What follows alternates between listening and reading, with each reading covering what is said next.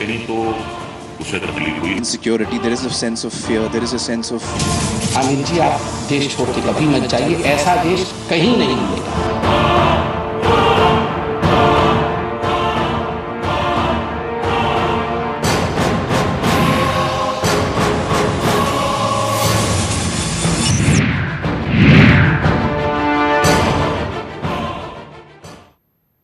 नमस्कार, मैं हूं सुरेश चौहान और आप देख रहे हैं बिंदास बोल। बिंदास में हम आपके सामने मुद्दा लेकर आए।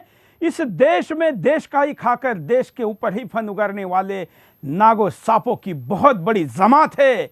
दुनिया में जब जाते हैं तो उस देश में जाने के लिए वीज़ा लगाने के लिए लंबी कतारों में खड़े रहते हैं, वहाँ पर नंगे होकर अपनी तलाशी देते हैं, फिर भी उन देशों का गुणगान खाते हैं और जिस देश में सर पे बिठाया, जिस देश ने शोहरत दी, पैसा दिया, नाम दिया, उस देश में ही देश के खिलाफ माहौल बनाते हैं। बहुत लंबी जमात है, लेकिन इस पूरे लंबी जमात का एक नायक के तौर पर और देश के खलनायक के तौर पर सामने आया है आमिर खान। और इसलिए आमिर खान के विषय में बिंदास बोल करना जरूरी है और इसलिए मुद्दा 4-5 दिन होने के बावजूद भी हम आपके सामने ये ला रहे हैं। वैसे आपको बताओ कि यह मुद्दा सबसे पहले आमिर का भाषण खत्म होने के भी पहले, जैसे ही उसने देश विरोधी जहर उगला, हमने इस मुद्दे को उठाया और देश के मीडिया को मजबूर किया इसको उठाने के लिए। लगातार सुदर्शन की इस मुद्दे को उठाने के बाद देश भर में स्नैपडील के खिलाफ भी माहौल तैयार हुआ। जिन जिन कंपनियों के ब्रांड एम्बेसडर के तौर पर आमिर खान काम करता है, उन कंपनियों के कॉल सेंटरों पर कॉल जाने लगे और स्नैपडील के तो लाखों एप्लीकेशन रोज आज भी लोग रिमूव कर रहे हैं। आमिर खान और उसके समर्थकों को संदेश देना जरूरी है, सबक सिखाना जरूरी है, कार्रवाई करना जरूरी है। और इसलिए देश के राजनेता क्या बोले अब तक टीवी पर, ये तो आमिर खान और उसके समर्थक देख चुके हैं। बिंदास में हिंदुस्तान की जनता बोलती है, वो क्या बोलेगी आज आमिर को सुनाना है। इसलिए आज बिंदास में कोई गेस्ट नहीं, कोई पैनलिस्ट नहीं, जनता बोलेगी और हम विदाउट एडिट उसको सीधे लाइव दिखाएंगे। हिंदुस्तान की प्रतिक्रिया आमिर के कान में पहुंचाएंगे। पहले विस्तार से मुद्दा। शीतकालीन सत्र की शुरुआत हो गई है, लेकिन सत्र सुचारू रूप से ना चले इसका बीड़ा केवल राजनेताओं ने ही नहीं ले रखा है, बल्कि फिल्मी हस्ती भी इस लिस्ट में शामिल हो गए हैं। और इस लिस्ट में सबसे ऊपर नाम है आमिर खान का, जिसने शीतकालीन सत्र के शुरू होने के महज 3 दिन पहले देश के खिलाफ जहर उगला है, देश विरोधी बातें की है। Completely answer. Do I agree with that? I also feel that there is a sense of insecurity, there is a sense of fear, there is a sense of more than there was earlier. Yeah, I think in the last maybe 6 months, 8 months, there has been a growing sense of despondency, I would say.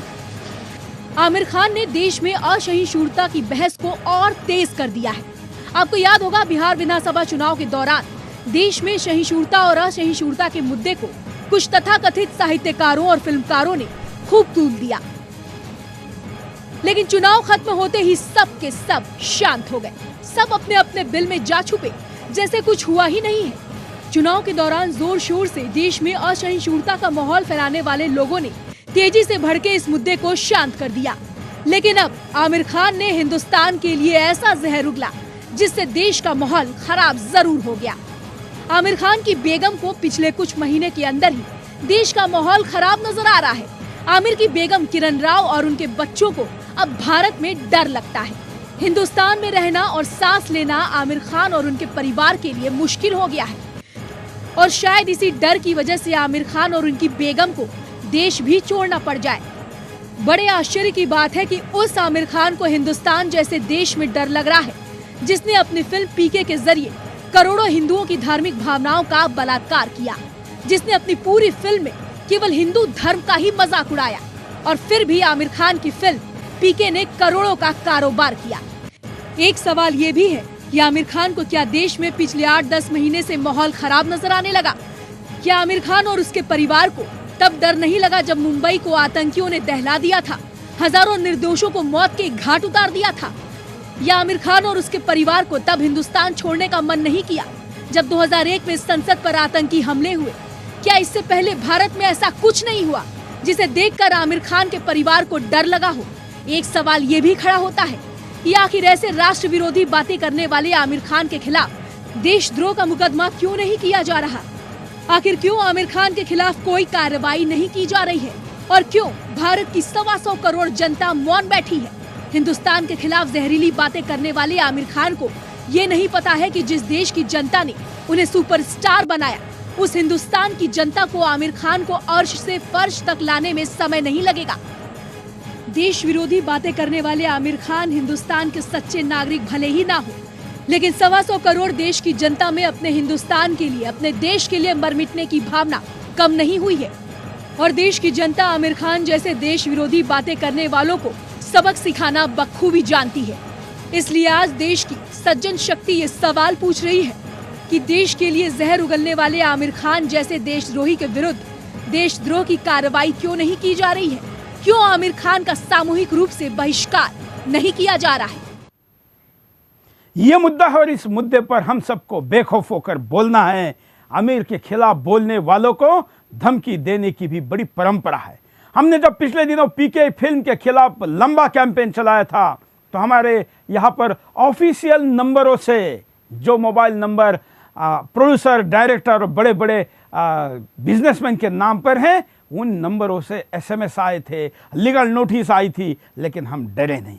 हमने तय किया कि इसका विरोध करेंगे। आज भी हमने तय किया है कि आमिर खान का डटकर विरोध करेंगे, जो चाहे कीमत चुकानी पड़े। हम इस देशद्रोही, इसकी बात का देशभक्ति के तौर पर कड़ा मुकाबला करेंगे। कई कॉलर हमारे साथ जुड़े हैं। स्क्रीन पर चल रहे नंबरों पर फोन करके आप अपनी बात को रख सकते हैं। स्काइप पर भी जुड़कर आप अपनी वीडियो कॉल में अपनी बात रख सकते हैं। सोशल मीडिया के द्वारा भी अपनी बात को रख सकते हैं। व्हाट्सएप के द्वारा अपना वीडियो रिकॉर्ड करके हमको भेजते हैं तो चुनिंदा वीडियो को भी हम स्क्रीन पर दिखाएंगे। बाकी ये सारी चर्चा हमारे सोशल मीडिया के हैंडल सुदर्शन न्यूज पर लगातार जारी है। कॉलर के पास चलते हैं। पहले कॉलर क्या कहते हैं सुनते हैं। जय हिंद। जय हिंद। बोलिए। सुष्मिता पानी कटक से बोल रही हूँ। हाँ, भारत का विचारधारा क्या है? मोदी जी ने तो संसद में सुंदर रूप से कह दिया। सहिष्णुता, सहनशीलता, विश्व के अन्य संस्कृति को सम्मान देना भारतीय संस्कृति का मूल स्वरूप है। उदाहरण, अपनी मूल भूमि से विताड़ित पारसी समाज भारत में शांति से रह रहे हैं। आज वो शिक्षित और धनी संप्रदायों में से एक है।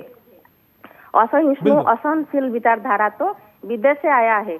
जिहादी विचारधारा, मिशनरी विचारधारा और वामपंथी विचारधारा, जिसका उपज माओवाद, नक्सलवाद, ये बाहरी विचारधारा ना तो भारत की संस्कृति को सहन कर पाते, ना ही भारत को अखंड देखना चाहते।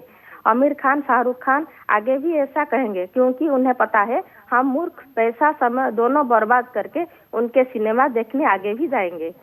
धन्यवाद। बिल्कुल। और इसलिए ये कैसा अहिष्णुता का आरोप है? ये वो देश अहिष्णु है ऐसा कैसे कह सकते हैं जिस देश में 3-3 खानों को सुपरस्टार कहा जाता हो? ऐसे देश को असहिष्णु करना, कहना, ये अपने आप में उस देश के खिलाफ घात है। अगले कॉलर। जय हिंद। बोलिए, क्या कहना है आपको? मैं अमरिंदर तिवारी बोल रहा हूँ वसई ईस्ट से। हाँ, आज मुझे इतनी दुख हो रहा है कि इस आदमी के ऊपर कि मैं जब इसका फिल्म आता था हम लोग दौड़ के जाते थे देखने के लिए कि चलो अच्छा फिल्म दे रहा है, लेकिन इसने वो जो फिल्म निकाला और आज के बाद जो इसने भाषण दिया, इतना बुरा लग रहा है हम लोग के ऊपर कि आपको बता नहीं सकता चौहान जी। इसके लिए हम लोग ने आज वसई ईस्ट, नाला सुपारा, बिरार में रैली निकाले थे इसके खिलाफ। जो निकाले इसके खिलाफ इतनी भीड़ हुई थी कि मैं आपको क्या बताऊं। हम लोग यही चिल्ला चिल्ला के बोल रहे थे कि आप लोग समझ जाइए कि हम लोग किसको वोट कर रहे हैं, किसको क्या कर रहे हैं, किसको पैसा दे रहे हैं और कितना हम लोग अपने भाइयों को गलत रास्ते पे ले जा रहे हैं। बिल्कुल, धन्यवाद। हम इस देश में कई बार महंगाई का रोना रोते हैं, कई बार कई चीजों का रोना रोते हैं और साल में कई हजार करोड़ रुपए, बल्कि एक महीने में 1000 करोड़ रुपए हम फिल्म इंडस्ट्री पर लुटाते हैं। ऐसे लुटेरों पर लुटाते हैं जिनके पीछे बैठा हुआ दाऊद, छोटा शकील और तमाम गुर्गे इस देश के दुश्मन उन पैसों से हिंदुस्तान के खिलाफ ही षड्यंत्र करते हैं। अगले कॉलर। जय हिंद। हैदराबाद से बोल रहा हूँ साहब। बोलिए। हैदराबाद से बोल रहा हूँ साहब। क्या कहना है आपको? हाँ साहब, हमारा ये कहना है कि ये खान जो है, शाहरुख खान, आमिर खान है, इन लोग को बगैर देर करे सीधा पाकिस्तान चले जाना चाहिए।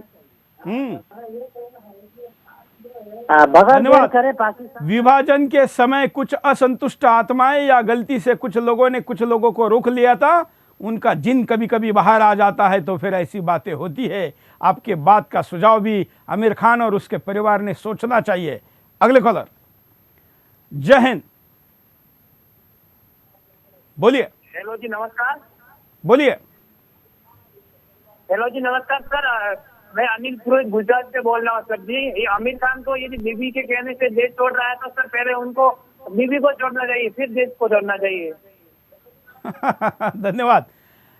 बीबी का, जब आमिर खान ने कहा कि मेरे बीबी ने कहा है कि बाहर जाना है, लेकिन इस देश का माहौल नहीं। आमिर खान, आपके बेगम का सर खराब है, दिमाग खराब है, उसको पहले ठीक करिए। देश का माहौल तो ठीक है ही। अगले कॉलर, जय हिंद। हाँ सर, मैं ये पूछना चाहता हूँ कि आखिर मोदी जी से लोगों को क्या आपत्ति है, देश में नहीं विदेशों में। मैं तो विदेश से फोन कर रहा हूँ, सऊदी अरब से।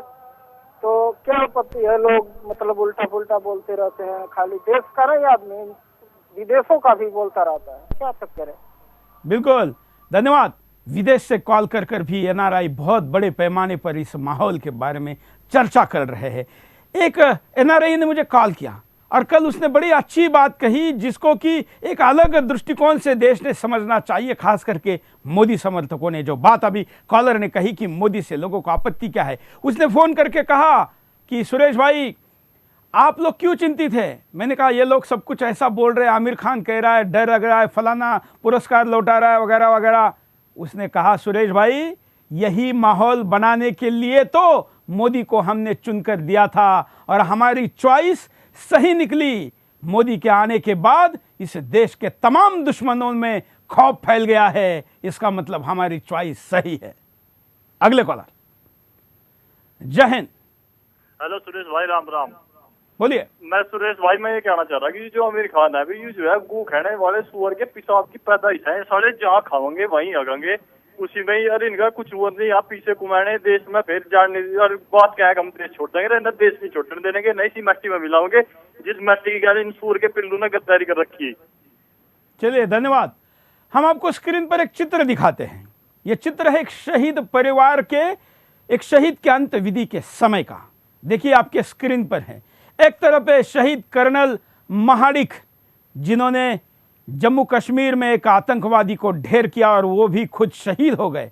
उनके अंत्यविधि के समय देश के रक्षा मंत्री गए थे और देश के तमाम लोगों ने वहां पर श्रद्धांजलि समर्पित की। छोटे छोटे बच्चे हैं उनके। जब कर्नल महाडिक के पत्नी को पूछा गया कि इस स्थिति में आपको कैसा महसूस हो रहा है, तो उन्होंने कहा, क्या महसूस होना है, देश पर खतरा है और मैं मेरे दोनों छोटे बच्चों को सैनिक बनाकर देश के सीमा पर भेजना चाहती हूं। अपने पति के मृत्यु के बाद भी एक वीरांगना सीमा पर अपने बच्चों को भेजने के लिए, देश के रक्षा के लिए तैयार कर रही है, और दूसरे तरफ पर्दे के नकली हीरो की वो बेगम है जो बच्चों को लेकर विदेश जाने की बात करती है। भारत सरकार के, महाराष्ट्र सरकार के फुकट के सिक्योरिटी के ऊपर रहने वाले लोगों के प्यार के बावजूद उसको उनका प्यार नहीं, गुस्सा दिखता है। जो दिखता नहीं वो झूठा बताया जाता है। ये दोनों के बीच का फर्क है। एक असली हीरो का परिवार है, पति के मृत्यु के बाद भी, उसके शहीद होने के बाद वो देश के लिए बच्चों को तैयार कर रही है, और एक पति को इतनी शोहरत मिलने के बाद वो बच्चों को लेकर विदेश भागने की बात करती है। ये दोनों के बीच का फर्क है। हम प्रणाम करते हैं इस देश के करोड़ों ऐसे शहीदों के परिवार वालों को, जिन्होंने इस देश की रक्षा की बात की। आपने सुदर्शन पर ऐसे कई परिवारों को देखा होगा। ये उन्हीं के परिवार का ये वीडियो है।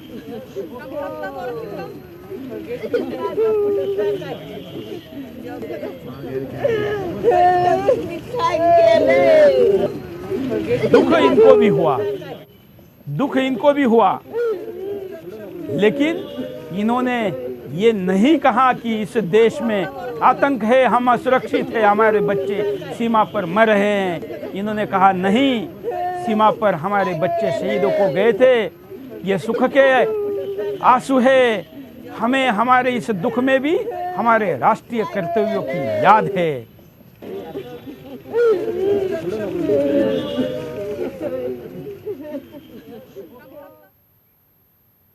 पता नहीं यहाँ पर अगर दुर्भाग्य से अमीर की पत्नी होती, बेगम होती तो क्या कहती, और भारत सरकार के बुलेट प्रूफ जैकेट से लेकर तमाम चीज़ों पर सवाल उठाती। हालांकि इस देश में वो जो मोमबत्ती वाली गैंग है ना, जो मोमबत्ती ब्रिगेड और बिंदिया ब्रिगेड है, इन लोगों ने देश के माहौल को खराब किया है। लोगों के सर में ऐसा ऐसा देशद्रोही कुतर्कों को भरा है, लेकिन फिर भी आपने कभी किसी शहीद के परिवार वालों को किसी के भी सरकार में गलत बोलते हुए नहीं देखा होगा, और देश के खिलाफ तो बिल्कुल नहीं देखा होगा। ऐसा क्यों होता है कि हर शहीद, उसके परिवार वाले, उसकी पत्नी अपने बच्चों को देश के लिए तैयार करती है, और ऐसा क्यों होता है कि ये तमाम खान हिंदुस्तान के खिलाफ, जिस देश ने शोहरत, पैसा, सब कुछ दिया, उसके खिलाफ बोलते हैं। अगले कॉलर। जय हिंद। हाँ जी, बोलिए। हेलो। हाँ हेलो सर, क्या कहना है आपको? मेरे को ये कहना है जी, आमिर खान जी जैसे अभी हमारे देश के प्रति जहर उगल रहे, हमारे देश ने इनको सब कुछ दिया, पैसे दिए, इज्जत दिया, सब कुछ दिया। आमिर खान जी हमारे देश की इज्जत क्या किया?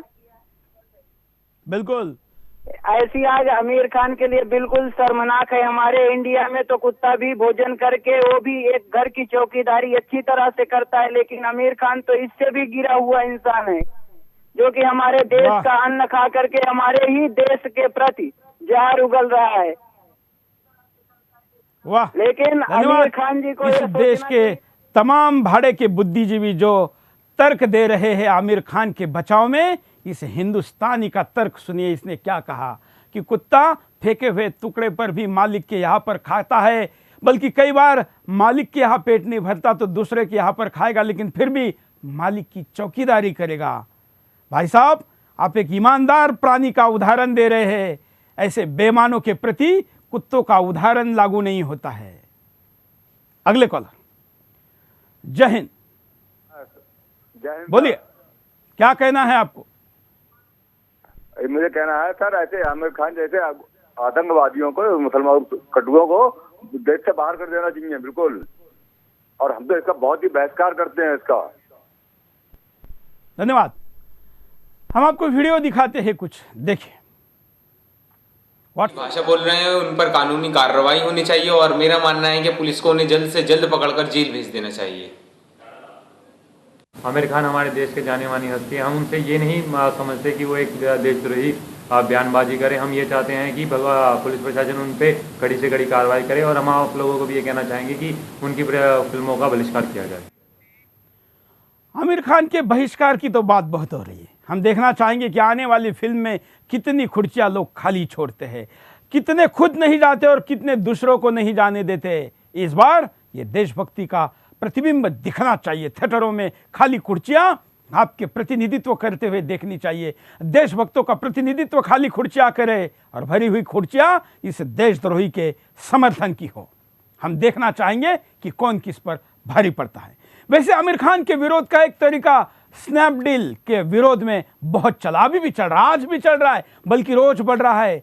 स्नैपडील वो कंपनी है जिस कंपनी का ब्रांड एम्बेसडर के तौर पर आमिर खान फिलहाल सबसे ज्यादा पेजेस पर छापे जा रहे हैं, और सबसे ज्यादा पेजेस पर इसको दिखाया जा रहा है, चैनलों पे दिखाया जा रहा है। ऐसे आमिर खान जिस कंपनी का ब्रांड एम्बेसडर है, उस कंपनी का माल नहीं लेंगे, ऐसे कॉल, SMS, मेल तमाम लोगों ने उन कंपनियों पर किए। अगर आप व्हाट्सएप पर आजकल कुछ ऐसे कॉल घूम रहे, उसको सुनेंगे तो आप भी दंग रह जाएंगे। मैंने भी स्नैपडील पर जब कॉल किया तो वहां से एग्जीक्यूटिव से बड़ा अच्छा रिस्पांस मिला, और उसने कहा कि शुरुआती कॉल आपका है, लेकिन हम जानते हैं कि जो हुआ है इससे कई कॉल और भी आएंगे, और हम आपकी भावना को पहुंचाएंगे। लेकिन मुझे लगता है अभी भी स्नैपडील की आंखें नहीं खुली है। इस देशद्रोही बयान देने के बावजूद भी आमिर खान को स्नैपडील ने नहीं हटाया है, और इसी का परिणाम है कि बड़े पैमाने पर लोग अभी भी स्नैपडील के एप्लीकेशन को रिमूव कर रहे हैं। एक और कैंपेन चलाया गया।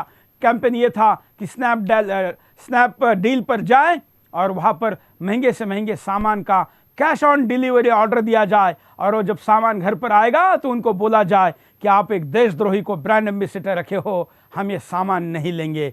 ऐसा करना कोई कानूनी आप गलती नहीं कर रहे, ना आपके ऊपर कोई एक्शन ले सकता है, क्योंकि ये ऑनलाइन शॉपिंग का नियम ही है। कैश ऑन डिलीवरी के समय आप इसको नकार सकते, बल्कि पैसे देकर भी अगर आप सामान लेते हैं तो भी आपके पैसे आपके अकाउंट में पहले क्रेडिट करना उस कंपनी का काम है। इसका भी बड़ा तगड़ा झटका स्नैपडील को लगा है। हम यहां पर स्नैपडील को इस देश के करोड़ों लोगों की तरफ से आह्वान करते हैं कि आप एक देशद्रोही की मन धरने के बजाय करोड़ों लोगों के, हिंदुस्तानियों के मन को जानिए और इसको दूर करिए। अगले कॉलर, जय हिंद, बोलिए। हाँ जी बोलिए। ये आमिर खान को इन्हें ये मालूम होना चाहिए कि ये इसी देश में पैदा हुए हैं। क्या इनके माँ बाप को नहीं मालूम था ये सुरक्षित है या नहीं है, या उनके माँ बाप को पता था कि यहाँ पे ये देश में गड़बड़ हो सकता है या इन्हें परेशानी हो सकती है? यहाँ ये पैदा हो गए, इतने बड़े हो गए, इतने बड़े स्टार हो गए, यहाँ के लोगों ने इन्हें स्टार बना दिया और अब जाके इन्हें पता चला कि यहाँ पे ये हम सुरक्षित नहीं है।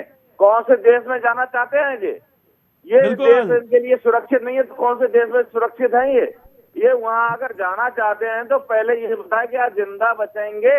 दूसरी बात तो ये है कि भैया ये यहाँ पे स्टार बनने के बाद में ये कुछ पैसे कमा लिए इनने, अब इनको यहाँ अच्छा नहीं लग रहा। दुनिया भर का जो है इनने ठेका ले लिया और स्टेटमेंट दे दिए, पैसे कमा लिया, भागना चाहते हैं। इनके पास इतनी काली कमाई हो गई है जिसका इनके पास झेला नहीं जा रहा।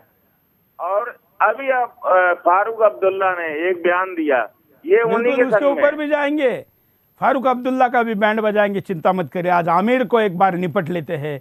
हम आपको दिखाते हैं कि इनकी बेगम जो कह रही कि हिंदुस्तान को छोड़कर हम दूसरे देश में जाएंगे। बेगम साहिबा जरा देख लीजिए क्या स्थिति है दूसरे देशों की। 31 राज्यों ने सीरियाई शरणार्थियों को अपनाने से मना कर दिया। अमेरिका में 9/11 के हमलों के बाद हिंसा सबसे ज्यादा हुई। पेरिस हमले के बाद से कई देशों ने मुसलमानों को वीजा देने से मना कर दिया। फ्रांस में मुस्लिम महिलाओं के बुर्का पहनने पर बैन है। पेरिस में मुसलमानों के खिलाफ हिंसा और तेज हो गई है।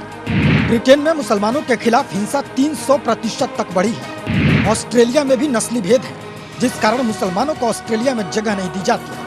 यूरोप सहित दुनिया के कई देशों में मुसलमानों की एयरपोर्ट पर विशेष चेकिंग की जाती है। सीरियाई मुसलमानों को जर्मनी ने अपने यहाँ आने से मना कर दिया। और भी मुद्दे हैं, हालांकि आप जानते हैं, बस आपको याद दिलाना चाहते हैं। इसे हम हमारे सोशल मीडिया हैंडल पर डालते हैं। यहाँ पर रुकते एक छोटे से ब्रेक के लिए, ब्रेक के बाद फिर आएंगे बिंदास बोलचाल। कहा है तो कहीं ना कहीं तो उसे तकलीफ हुई। Insecurity, there is a sense of fear, there is a sense of Aamir जी आप देश छोड़ के कभी मत जाइए, ऐसा देश कहीं नहीं मिलेगा।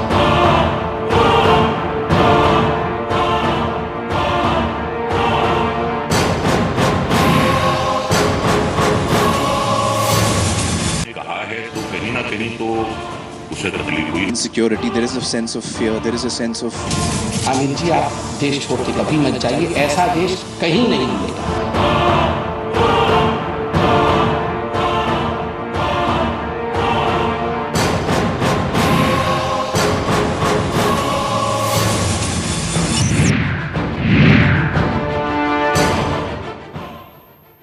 ब्रेक के बाद आपका एक बार फिर से स्वागत है। आप देख रहे हैं बिंदास बोल, और बिंदास में हम आपके सामने मुद्दा लेकर आए आमिर खान, जिसने इस देश में सब कुछ कमाया, सब कुछ यहीं पर मिला, लेकिन उसी देश के खिलाफ जहर उगल रहा है, आग उगल रहा है, गुस्सा निकाल रहा है, उसी की बेईमानी कर रहा है जिसने सर पर बिठाया और दुनिया में संदेश दे रहा है कि हिंदुस्तान असुरक्षित है, हिंदुस्तान इंटॉलरेंट है, यहाँ पर समाज असहिष्णु है।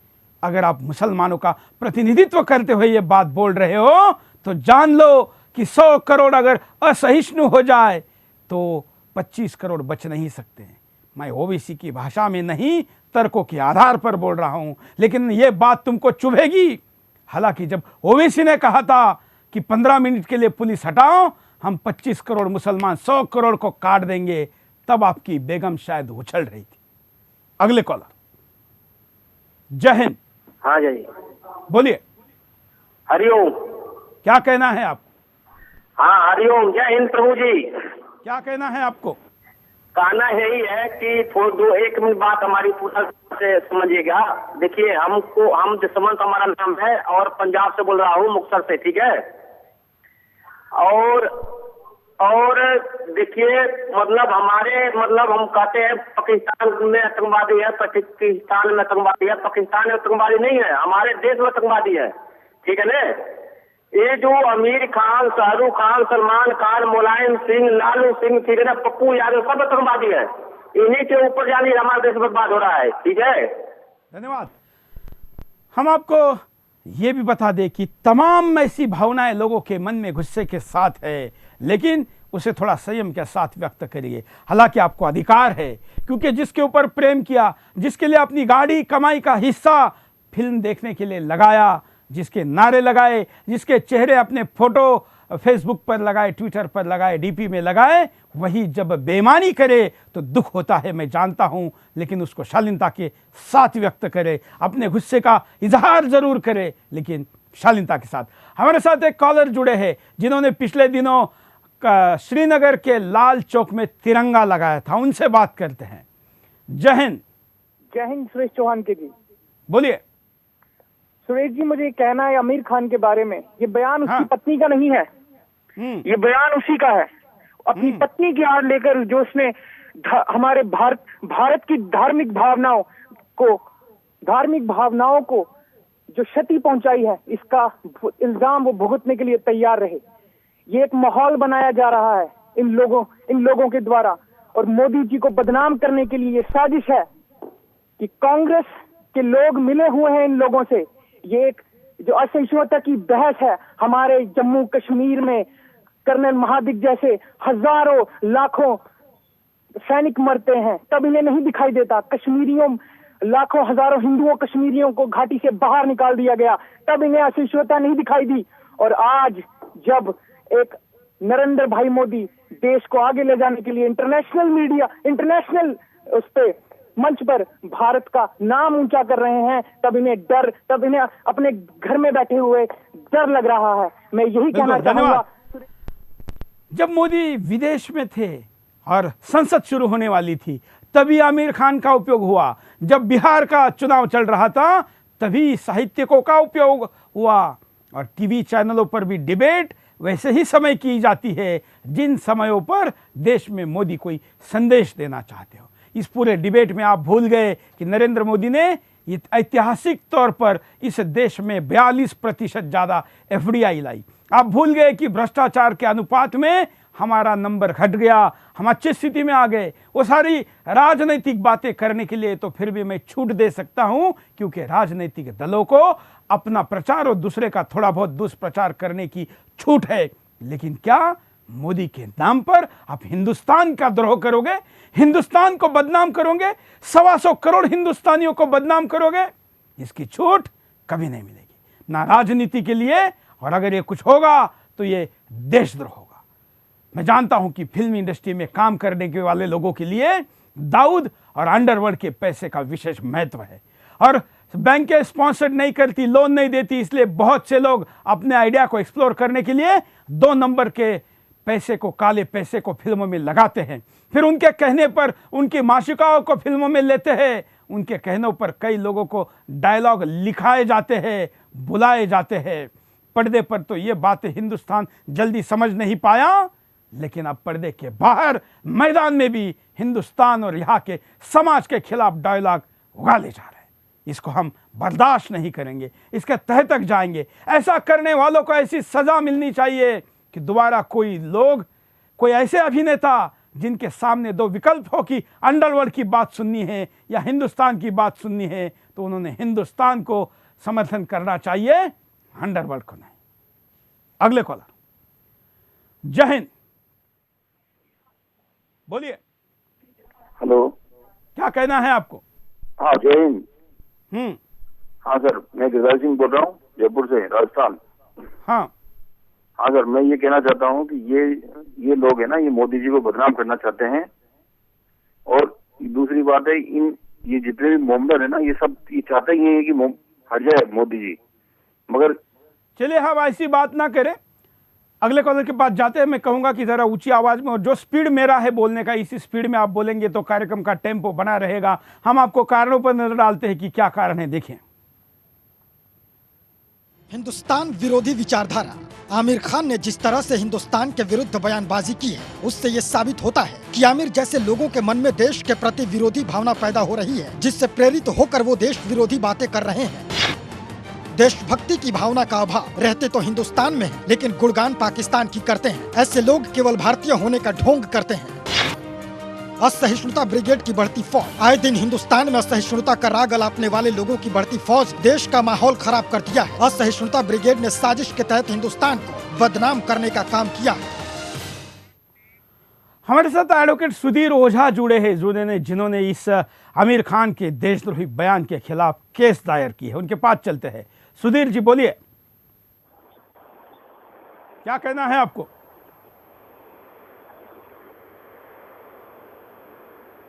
क्या सुधीर जी आप हमारे साथ जुड़े हैं? चलिए, शायद हमारा संपर्क इनसे नहीं हो पा रहा है। हम थोड़ी देर बाद इनसे बात करने की कोशिश दोबारा करेंगे। अगले कॉलर, जय हिंद। हेलो, बोलिए, क्या कहना है आपको?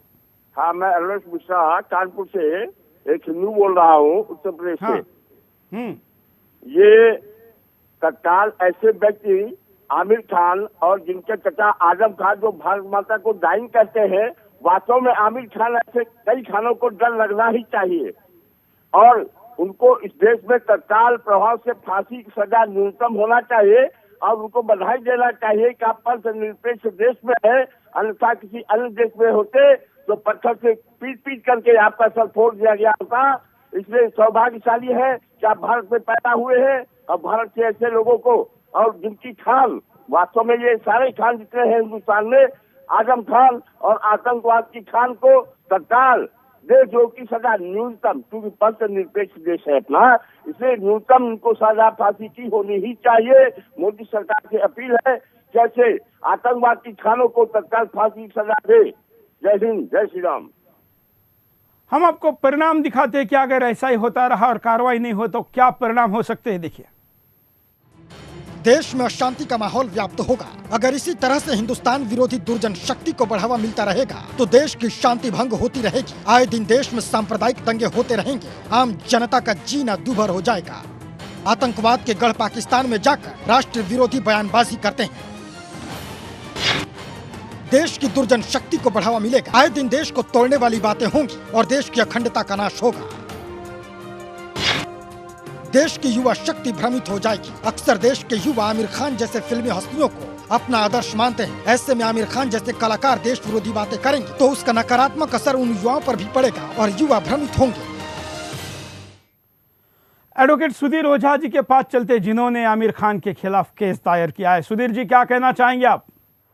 जी, मैंने जो आमिर खान के खिलाफ मुजफ्फरपुर के सीजीएम की अदालत में केस दायर किया है, उसमें मुझे यही कहना है कि आमिर खान जी और उनकी पत्नी किरण राव जो जिस तरह से भारत देश के बारे में कहा कि असहिष्णुता है और हम लोग देश छोड़ना चाहते हैं, इससे पूरे देश को विश्व स्तर पर बदनाम करने का काम किया गया और साथ ही इस देश में माहौल जो बिगाड़ने का काम किया गया, उसी मुद्दा को लेकर मैंने माननीय सीजीएम साहब के यहाँ दोनों के खिलाफ एक आपराधिक मुकदमा दर्ज कराया है, जिसमें 153 ए बी सी के साथ साथ देशद्रोह का आरोप लगाते हुए 124 आईपीसी की धारा के तहत मुकदमा दर्ज कराया है। और मैंने माननीय कोर्ट से यह कहा है कि जानबूझ करके इन लोगों के द्वारा इस तरह का जो बयान दिया गया है वह देश को बदनाम करने का काम किया गया है और देश के माहौल को बिगाड़ने का काम किया गया है।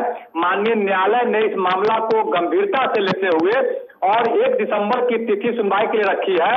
हमने न्यायालय को बताया कि आमिर खान जैसे अभिनेता और उनकी पत्नी किरण राव जिस तरह से देश के बारे में अपना बयान दिए हैं वह दुर्भाग्यपूर्ण है। धन्यवाद। यह ऐसी कानूनी कार्रवाई का विकल्प भी आपके पास है। ये केवल कोई भी व्यक्ति वकील ही हो ऐसा जरूर नहीं, कोई भी व्यक्ति अपने नजदीकी कोर्ट में जाकर ये कर सकता है। ऐसा करके दिखाना भी जरूरी है। इसमें भी ये कहा गया कि तुम्हारे जैसे लोगों के कारण जीसस को मारा गया। क्या हिंदुओं ने जीसस को मारा है? इस देश में कुतर्क फैलाने वाले लोगों को हम सहिष्णुता के आधार पर माफी देते हैं। हमारी यही सहिष्णुता कभी कभी हमारा नुकसान कराती है, कभी कभी नहीं बल्कि हमेशा कराती है, और इसका इतिहास बार बार दोहराए जाने के बावजूद भी हम नहीं बदलते हैं। कॉलर, जय हिंद। हेलो, बोलिए। हाँ, क्या कहना है आप? मैं रमन प्रदीप शर्मा जम्मू से बोल रहा हूँ। हाँ, जितने भी जो लोग बोल रहे हैं ये कांग्रेस के धुंध के साए में वो लोग हैं जो कोयले की धुंध के साए में पलते हैं, बढ़ते हैं, लिखते हैं। आज ये रोशनी हुई है, ये उस रोशनी में इनको आंखों में स्पर्श पड़ रहा है। ये लोग इतने ज्यादा वो हो गए थे, अब इनसी जो उजियारा फैलने लगा है, रोशनी फैलने लगी है, तो इनकी आंखों में स्पर्श पड़ने लगा है। ये वो लोग हैं आज जो है अंधेरा फिर से लाना चाहते हैं। ये इन लोगों को बिल्कुल धन्यवाद। बड़ा अच्छा उदाहरण इस कॉलर ने दिया है जम्मू के, कि अब तक ऐसे अंधेरों में थे, अब उजाला दिख रहा है तो इनकी आंखें चमक रही है, इनकी आंखों में धुंधलाहट आ गई है। अब इनको डर लग रहा है कि हमारे काले कारनामे लोगों के सामने आएंगे। ऐसा क्या कारण है कि साल में 2 साल में एक आध फिल्म करने वाले आमिर खान की धन दौलत इतनी ज़्यादा है, उसके स्रोतों की अगर जांच होगी तो क्या कुछ ऐसा बाहर आने की संभावना है जैसा शाहरुख का आया है? शाहरुख खान की 6 घंटे की ईडी की जांच के बाद ही तो उसने जवाब दिया था कि हिंदुस्तान में डर लग रहा है। हम आपको एक और फिल्मी शॉट दिखाते हैं। यह है हमारे सिख भाइयों के प्रति। अपने मैं दावा करता हूं कि दुनिया में आपने कहीं पर भी किसी सिख भाई को भीख मांगते हुए नहीं दिखाई दिया होगा। ये मेहनत के साथ, संघर्ष के साथ अपना जीवन जीने वाली कौम है, लेकिन इस फिल्म में उनका भी अपमान हुआ। मेरी मदद करो पुत्र जी, मेरी भाई बहुत सीरियस है, यहाँ अस्पताल में दाखिल कराने के लिए अस्पताल वाले 10 रुपया मांग रहे हैं। 500 खाते, मैं 500 दे देगा पुत्र, मैं अपनी भाई को खा देता पुत्र। ये भीख मांगते हुए सिख को दिखा। हम तो इस पे पूरे सीरीज चला चुके, आप जानते हैं। हम तो ऐसे देशद्रोही, धर्मद्रोही, संस्कृति द्रोही कार्रवाइयों को कभी छोड़ते नहीं हैं, और कोई भी होगा, आमिर खान ही नहीं, कोई भी होगा तो उसको कभी भी नहीं छोड़ेंगे। और इसलिए बिंदास में आपके सामने इस मुद्दे को लाए हैं। रोज हम इस मुद्दे के, जिस क्षण आमिर खान के मुंह से हवा में ये वाक्य निकला था, उसी क्षण से सुदर्शन ने इसको दिखाना शुरू किया है। लेकिन बिंदास में हम दर्शकों को बोलने का मौका देते हैं, इसलिए आज इस कार्यक्रम को आपके सामने लाए हैं। और भी कई कॉलर हमारे साथ जुड़े हैं, उनके पास चलते हैं। जय हिंद। जी नमस्कार, मैं चेन्नई से बात कर रहा हूँ, PR गहलोत। हाँ जी मैं बोल रहा हूँ, जैसे आमिर खान जो इंडिया में रह के ऐसी PK जैसी फिल्म बनाई है, उन्होंने कभी जाके इस्लाम देश में ऐसी फिल्म बना सकते हैं क्या? है? और उसके बाद में आज इंडिया के अंदर सब खान सुपरस्टारों का राज है, सब पब्लिक हिंदू मुस्लिम सब उनको चाहती है, उसके बाद में भी इतने देशद्रोह का काम क्यों करते हैं? ये गलत है ना? बिल्कुल धन्यवाद। अभी मेरे मैसेज पर एक मैसेज भेजा है, अनिल बजेरा दिल्ली से है। नॉस्ट्रडेम प्रिडिक्टेड 450 ईयर्स एगो, 450 साल पहले एक ज्योतिषी ने अपना भविष्य व्यक्त किया था। उसमें उन्होंने कहा था, नाम नहीं था लेकिन कल्पनाएं कुछ ऐसी थी कि 2014 से 2026 के बीच एक व्यक्ति हिंदुस्तान में ऐसा आएगा जिसका शुरू में बहुत ज़बरदस्त विरोध होगा, लेकिन उसके बाद लोग उसके ऊपर प्रेम करने लगेंगे और वो हिंदुस्तान को चेंज करेगा, विश्व धरातल पर भी वो अपनी छाप छोड़ेगा। और ये प्रिडिक्शन 1555 में किया गया है। इसको लिखा गया है French and translated into Marathi. मैंने भी बचपन में भी कई बार इसको पढ़ा है। ऐसी कई चीज़ें लोग फेसबुक पर मैसेज पर भेज रहे हैं। आप भी अपने मैसेज को हम तक पहुंचा सकते हैं। स्क्रीन पर चल रहे हमारे सोशल हैंडल पर भी आपके संदेश को अगर आप भेजते हैं तो हम लोगों के सामने उसको दिखाएंगे। अगले कॉलर, जय हिंद, बोलिए। हेलो। हाँ जी, जय भारत। मैं विमल जैन बोल रहा हूँ जी, द्वारका से। बोलिए। ये कला के नाम पे जो गंदगी फैलाते हैं, ऐसे लोगों का करैक्टर गिर गया है। और जो हमारे जवान इनकी सुरक्षा में लगे हैं, उनके दिल पे बहुत बुरी बीत रही होगी इस टाइम में। और ऐसे लोगों को ना, ये रेप से भी बहुत ज्यादा ये अपराध है, इनको ऐसा मतलब बिना जमानत का सजा होनी चाहिए ऐसे लोगों को। धन्यवाद। अगले कॉलर के पास चलते हैं। जय हिंद साहब, इमरान बात कर रहा हूँ साहब, हैदराबाद रियासत नगर से। बोलिए। हाँ साहब, मैं ये बोलना चाह रहा हूँ साहब, हम कहीं छोड़ के देश जाने वाले नहीं है, हिंदुस्तानी है, हिंदुस्तान में रहेंगे।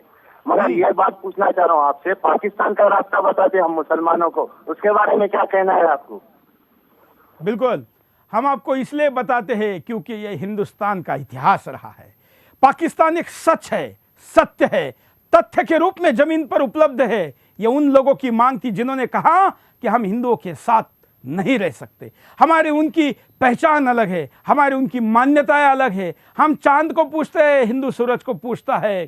तमाम प्रकार की क्या बातों को मैं दुनिया के सामने रखूं, हालांकि शायद रखना मजबूरी भी है, लेकिन आपको याद दिलाना चाहता हूं कि इस देश के मुसलमानों ने ही पाकिस्तान मांगा था। उसके बाद इस भारत माँ के टुकड़े करके उनको पाकिस्तान दिया गया था। अब पाकिस्तानी मानसिकता के कुछ लोग अभी भी यहाँ बचे हैं, तो उनको वहाँ जाने का रास्ता दिखाना कोई गलत नहीं। हालांकि बहुत हिंदुस्तानी मुसलमान हैं जो भारत पर प्रेम करते हैं, और ऐसे लोगों का हम पूरा सम्मान भी करते हैं। उपाय देख लेते हैं। सज्जन शक्ति का एकजुट होना। समय आ गया है कि देश की सभी सज्जन शक्तियां आमिर खान जैसे देशद्रोहियों के खिलाफ अपनी आवाज बुलंद करें, जिससे हिंदुस्तान विरोधी विचारधारा को बढ़ावा न मिले और देश की एकता बनी रहे। देशद्रोहियों के खिलाफ कार्रवाई, हिंदुस्तान विरोधी बातें करने वालों के खिलाफ कड़ी कार्रवाई की जानी चाहिए, जिससे ऐसे लोगों को सबक मिले जो देश के विरोध में बातें करते हैं, जो देश को बदनाम करने की कोशिश करते हैं, जो देश की एकता अखंडता का नाश करते हैं। देश में वोट बैंक की राजनीति बंद। कुछ राजनेता अपने फायदे के लिए वोट बैंक की राजनीति करते हैं और देश को सांप्रदायिकता की आग में झोंक देते हैं। देश की एकता बनाए रखने के लिए जरूरी है कि देश में वोट बैंक की राजनीति बंद हो। देश विरोधी ताकतों पर कानूनी लगाम लगे। देश विरोधियों पर लगाम लगाने के लिए जरूरी है ऐसे कानून व्यवस्था की जिससे व्यक्ति की आजादी के नाम पर देश के खिलाफ जहर उगलने वालों पर कानून का शिकंजा कसा जा सके। कॉलर के पास चलते हैं। जय हिंद। हाँ जय हिंद, मैं ओमकार श्रीवास्तव बोल रहा हूँ जयपुर से। ये तो जहाँ भी जाएंगे वहीं आतंक मचेगा। ये तो मुसलमानों का काम ही है आतंक मचाना, ये आतंकवादी हैं सब। धन्यवाद। आमिर खान, तेरे कारण सारे मुसलमान बदनाम हो रहे हैं, और ऐसे मुसलमान भी इसके लिए जिम्मेवार है जो आमिर खान के ऊपर जब गाली फेंकी जाती है तो अपने ऊपर आती है, ऐसा मानकर आमिर खान का बचाव करते हैं। यहाँ पर बात आमिर खान हिंदू मुस्लिम की नहीं है। यहाँ पर आमिर खान एक ऐसा चरित्र जो देश का खाता और देश के खिलाफ जहर उगलता है। एक तरफ यह है और दूसरी तरफ हिंदुस्तान है। यहाँ पर धर्म के बजाय एक देशद्रोही विचारधारा और एक देश है। आपको तय करना है कि आप किसके साथ हैं। अगर आमिर खान के समर्थक सारे मुसलमान होते तो आमिर खान के ट्विटर पर मुसलमानों के ट्विटर की संख्या से ज़्यादा ट्विटर फॉलोअर नहीं होते। आमिर खान के इतने ट्विटर फॉलोअर है तीनों खानों के मिलके कि हिंदुस्तान में मुसलमान ट्विटर पर इतनी बड़ी संख्या में नहीं है। इसका मतलब हिंदू भी इनका समर्थन करते हैं, वो भी इनको अपना आइडियल मानते, हीरो मानते हैं, अभिनेता मानते हैं, लेकिन इन्होंने हिंदुस्तान के पीठ में खंजीर खोपा है और इसलिए ऐसे लोगों के खिलाफ बोलना राष्ट्रीय कर्तव्य है। भले किसी को बुरा लगे, किसी को अच्छा लगने की बातें तो सब करते हैं, कभी किसी को बुरा भी लगे तो चलेगा, लेकिन बात सच होनी चाहिए, बात देश की होनी चाहिए, बात राष्ट्र धर्म की होनी चाहिए, और इसलिए इसको बिंदास में हम हमेशा करते आए। 700 एपिसोड से भी ज़्यादा एपिसोड कर चुके इस शो में हम हिंदुस्तानियों को अपनी बात कहने का मौका देते हैं। आपको तमाम मुद्दों पर देश के कई राजनेता, राजनीतिक दलों के प्रवक्ताओं को किसी न किसी के पक्ष में और विपक्ष में बोलते हुए देखा है, लेकिन आप सुदर्शन में हिंदुस्तानियों को देश के पक्ष में बोलते हुए देखते हैं, और इसलिए जिसके करोड़ों फैन होने का दावा किया जाता है उस आदमी के फेवर में केवल एक कॉल आता है, वो भी आमिर के नहीं, इस्लाम के फेवर में। यह सच हिंदुस्तान दिखाता है और बिंदास ऐसे ही चलता जाता है। हम आशा करते हैं कि आने वाले फिल्म में जब आपके सामने आमिर खान की फिल्म देखने का विकल्प हो, शाहरुख खान की फिल्म देखने का विकल्प हो, तो आपके सामने दो ऑप्शन हो, देश या ये देशद्रोही खान। आज के लिए इतना ही। जय हिंद। खान ने कहा है तो कहीं ना कहीं तो उसे तकलीफ हुई। Insecurity, there is a sense of fear, there is a sense of Aamir जी, आप देश छोड़ के कभी मत जाइए, ऐसा देश कहीं नहीं मिलेगा।